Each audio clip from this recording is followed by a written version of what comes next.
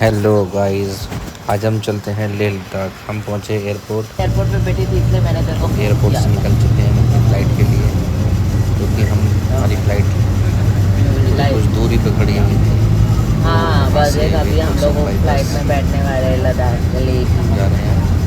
और आप देख सकते हैं कितनी सारी फ़्लाइटें यहाँ पे खड़ी हुई हैं। ठीक है। और हम पहुँचे थे टर्मिनल 1 पर, इंदिरा गांधी इंटरनेशनल एयरपोर्ट पर। और ये हम जैसे ही पहुँचे अपनी फ़्लाइट पर, वहाँ पर चेकिंग चल रही थी। हमने 2-4 फ़ोटो खिंचाए और हम चल दिए सीधे अपनी फ़्लाइट की तरफ। और हमारा साथ में एक हमारे सहपाठी लव शर्मा भी हमारे साथ गए हुए थे। फिर हमने फ़्लाइट में अंदर जाने के लिए अपनी टिकट चेक कराई और निकल दिए सीधे ऊपर। मौसम काफ़ी सुहाना था, भीड़ भी काफ़ी थी, लेकिन लेह लद्दाख जाना है तो मौसम का तो आनंद लेना ही पड़ेगा। ये हमारी एयर होस्टेस में जैसे हमने एंटर करा, इन्होंने अच्छे से हमारा वेलकम किया। और बाय द वे हमारी जो सीट मिली वो हमें बहुत ही अच्छी मिली, विंडो की तरफ मिली हमें हमारी सीट। ये हमने बाहर का व्यू देखा और 2-4 अपनी फ़ोटो वगैरह ली एरोप्लेन के अंदर की। आप देख सकते हैं कि भीड़ भी काफ़ी थी। फिर हमने बाहर का कुछ व्यू लिया, जिसमें आप देख सकते हैं कि हिमालय की जो पहाड़ हैं, वादियाँ हैं, कैसे आपको साफ साफ दिखाई दे रहे हैं।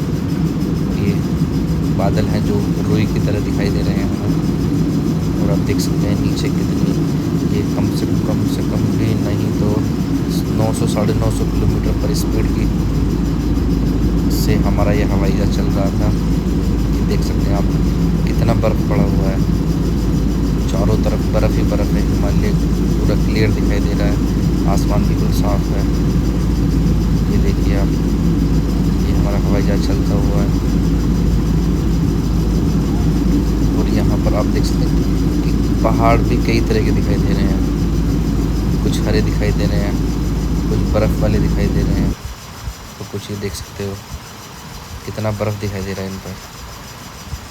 और ये जैसे ही हिमालय के ऊपर चल रहा है तो थोड़ा बहुत एरोप्लेन डिसबैलेंस भी होता है। और ये आप देख सकते हैं पेंगोंग लेक है ये, इसकी वजह से ये आधी चाइना में आती है और आधी इंडिया में आती है। इसके ऊपर ये विवाद चल रहा है। तो देख सकते हैं पहाड़ छोटे छोटे कैसे दिखाई दे रहे हैं, जो कि एक नीचे से देखेंगे तो पूरे विशाल रूप में है। और हम सीधे पहुँचे हैं लेह लद्दाख के एयरपोर्ट के बाहर। जैसे ही हम निकले, हमने 1-2 फ़ोटो वहाँ खिंचाए और फिर हम सीधे कमरे में चले गए। अगले दिन फिर हमें जाना था पेंगोंग लेक। तो हमने वहाँ से बाइक ली रेंट पर, जो कि 1500 रुपये पर डे हमें मिली। फिर हम अपना बाइक लेकर और हम सीधे निकल लिए पेंगोंग लेक, जो कि काफ़ी लेह से नियर अबाउट 150 किलोमीटर के आसपास था। और आप देख सकते हैं कि ऑफ रोड काफ़ी था, कई जगह मिला, लेकिन रोड अच्छी बनी हुई है पेंगोंग लेक के लिए। लेकिन दूर ज़्यादा है क्योंकि पहाड़ी यात्रा है, तो काफ़ी सारी परेशानी में ही, जिसमें बीच में कोई गांव नहीं है, कोई पंप नहीं है, कोई पंचर वाला भी नहीं है।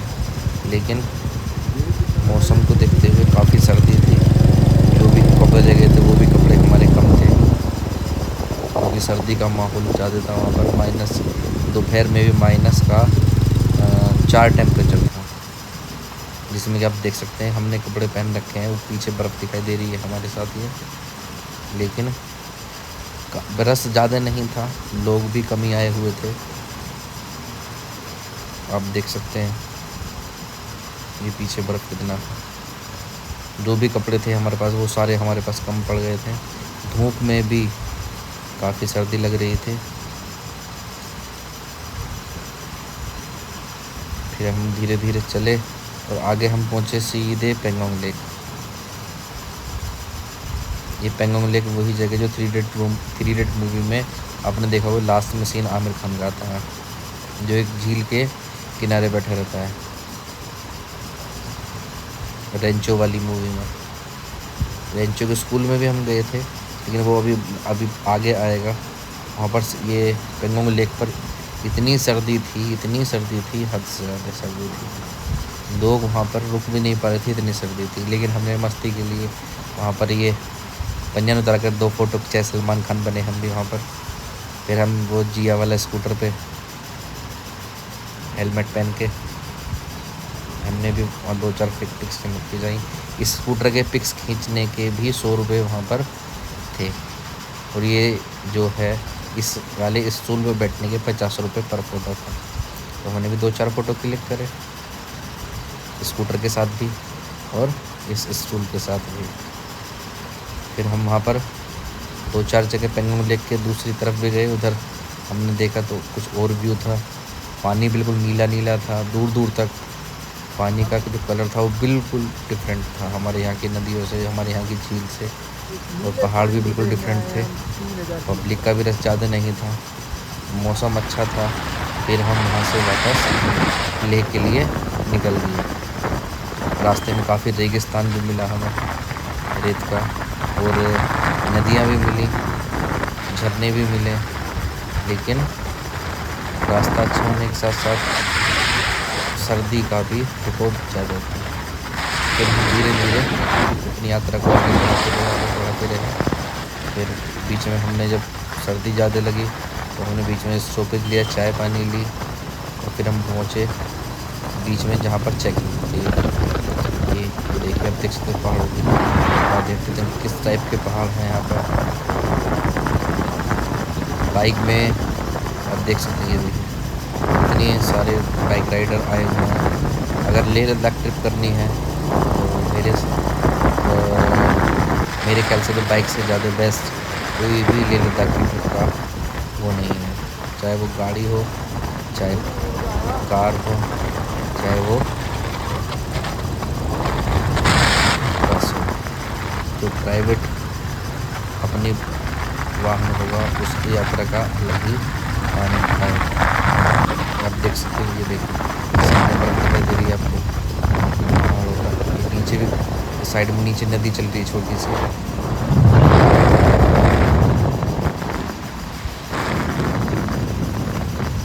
ये हमारे ड्राइवर भैया लव शर्मा, ये भी काफ़ी थक चुके थे सर्दी से।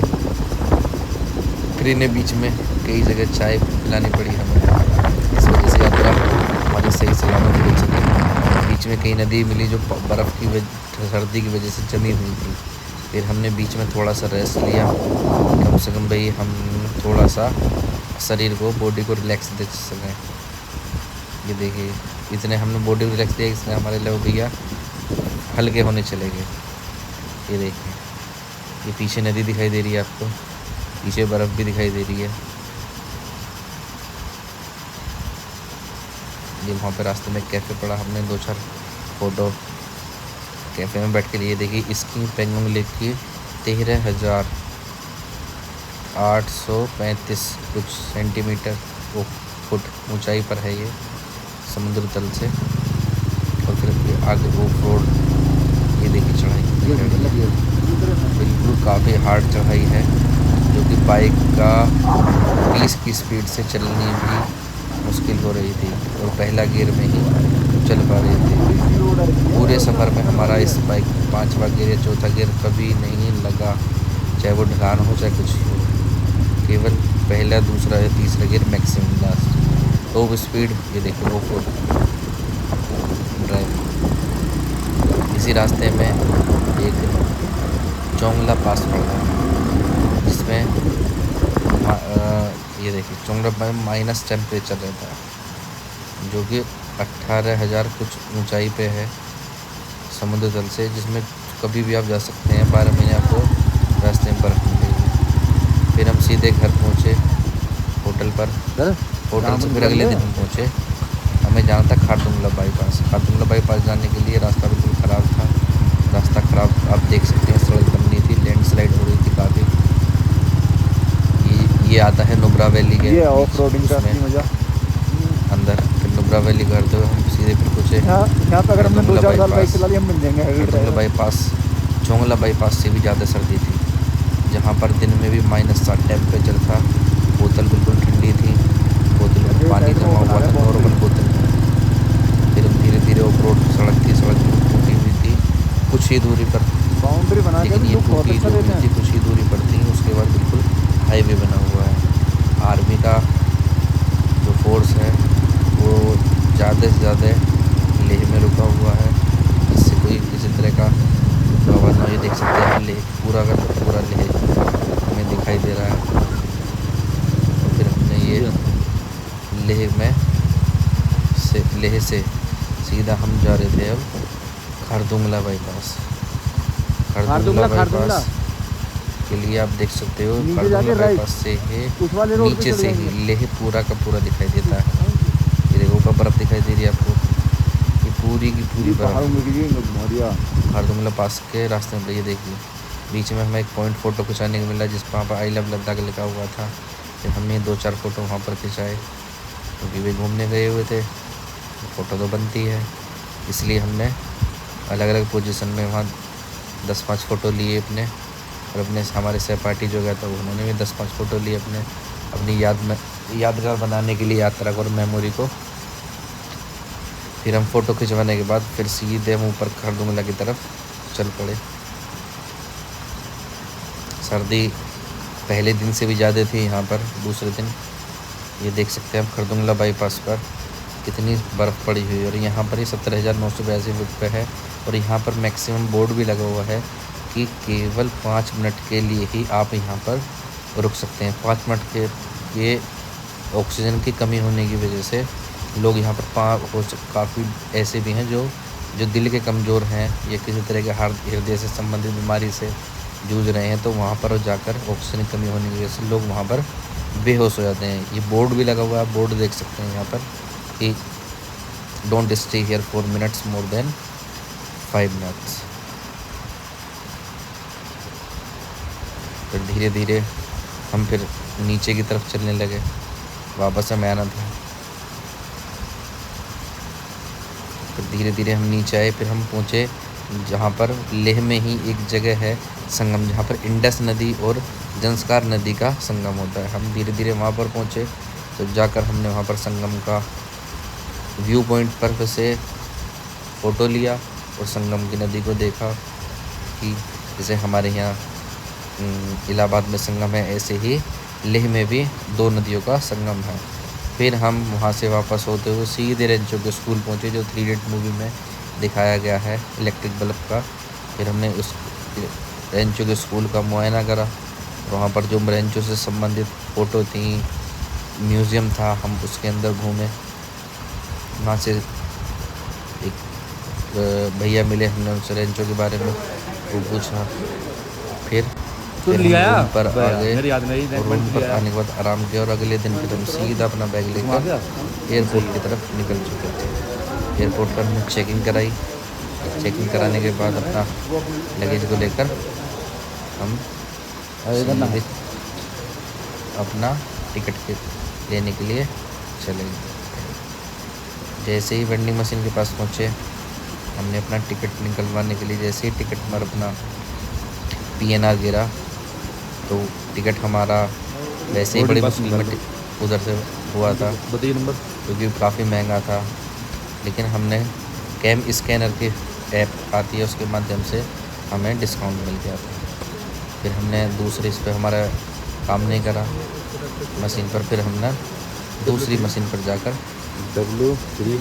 अपना PNR गिरा। तो जैसे ही PNR गिरा तो हमें पता चला कि हमारी टिकट ग्रुप में थी और ये मशीन केवल सिंगल वो निकालती है टिकट। फिर उन्होंने हमें बताया भैया ने कि भैया आपको ना सीधे काउंटर पे जाना पड़ेगा, तो काउंटर पे से ही आपको टिकट मिलेगी। अब टिकट लेने के लिए हम सीधे काउंटर पर पहुँचे और अपना लगेज हमें देना था, तो हम सीधे काउंटर पर पहुँचकर मैम से नमस्ते करी, मैम से मिले और हमने अपना सामान मैम को दिया और उन्होंने हमारी टिकट भी हमें दे दी। ये देख सकते हैं आप, ये मैम हमारी टिकट के लिए एंट्री कर रही हैं, हमारे आधार वगैरह चेक कर रहे हैं। ये हमारे बैग पर लुक लगा दिया है, टैग लगा दिया है ये बैग पर। ये मैम ने कहा कि इसको हटा लीजिए या अपने गले में भी गिर सकते हैं, ना तो ये खो जाएगा। हमने अपना नेक रेस्ट अपने गले में डाल लिया और मैम ने हमें टिकट दे दी निकाल के। ये लगेज की स्लिप हमारे बैग पर लगा रही थी, पुरानी वाली स्लिप मैम ने फाड़ दी थी। और फिर हमारा लगेज देकर हम सीधे चेकिंग की तरफ पहुँचे, जहाँ पर हमें पता चला कि चेकिंग करने के लिए सारा सामान हमें देना होगा, जिसमें कि हमारा नेकबैंड हमारा होटल में ही रह गया था। टिकट हमारी चेक हुई, हम सीधे ने चेकिंग की तरफ, ये चेकिंग हुई हमारी। Thank you. चेकिंग काफ़ी होती है एयरपोर्ट पर, इसलिए सावधानी से जाएँ। और फिर सीधे हम थोड़ी देर आराम करा, और आराम करने के बाद हमारी फ़्लाइट आ गई थी। फ़्लाइट आने के बाद हम सीधे फ़्लाइट डायरेक्ट नहीं थी, इसलिए बस से जाना पड़ता है एयरपोर्ट में अंदर जाने के लिए। पहली बस जा चुकी थी, दूसरी बस में हमारा नंबर आया, हम दूसरी बस में पहुँचे।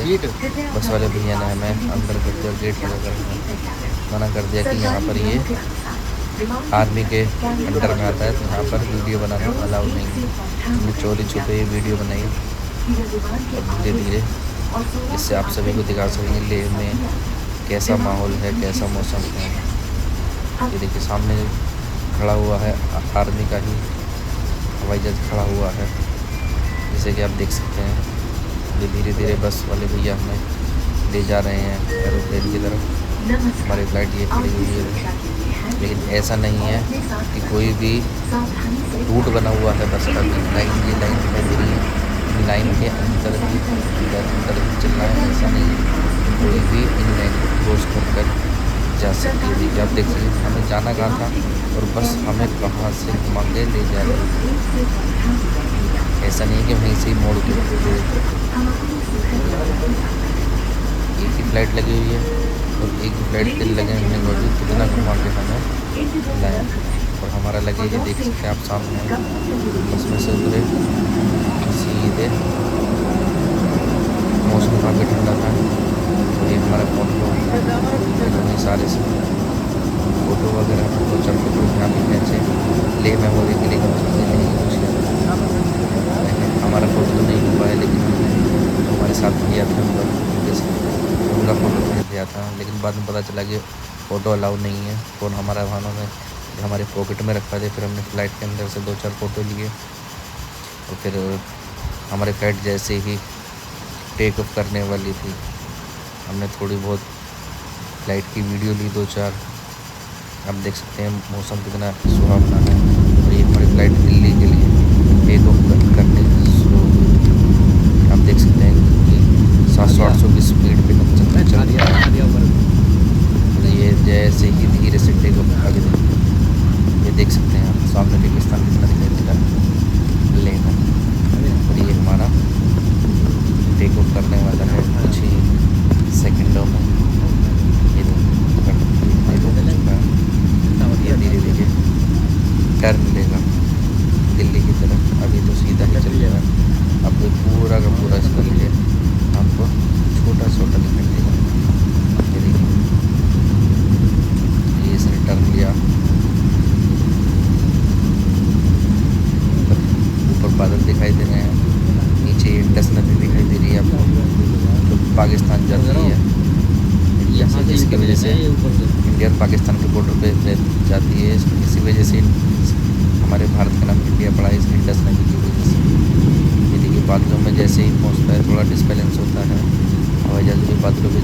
ये मौसम ख़राब होने की वजह से बादलों के ऊपर पहुँचेगा, जिससे ये आराम से डायरेक्शन इसको दिखाई दे सके।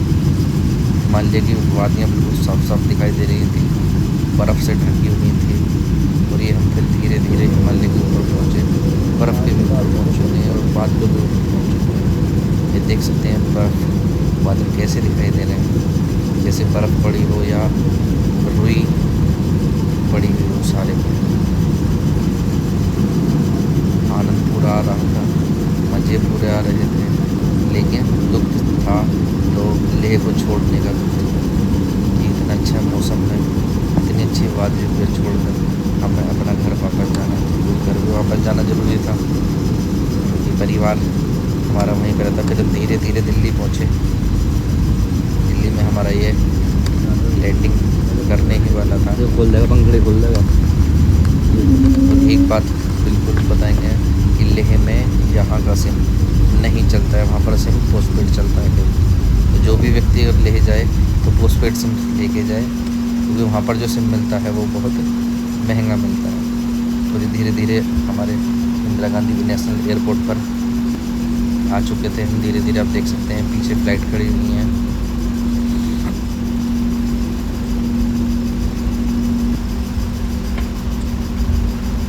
ये देख सकते हैं, तो ये हमारी फ्लाइट ने टर्न लिया एयरपोर्ट की तरफ। ये हमारा हम बाहर फ्लाइट से जैसे पहुँचे यहाँ पे बाहर निकले, एक हमारी एयर होस्टेस मैम थी, उनका बर्थडे था, हम लोग बर्थडे विश किया। पीछे कभी उससे डर जाते हैं। आ जाओ बहुत देर हो गई।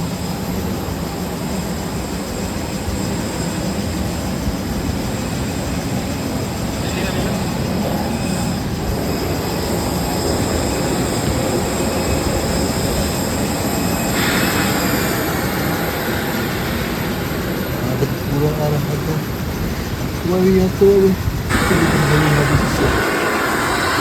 तक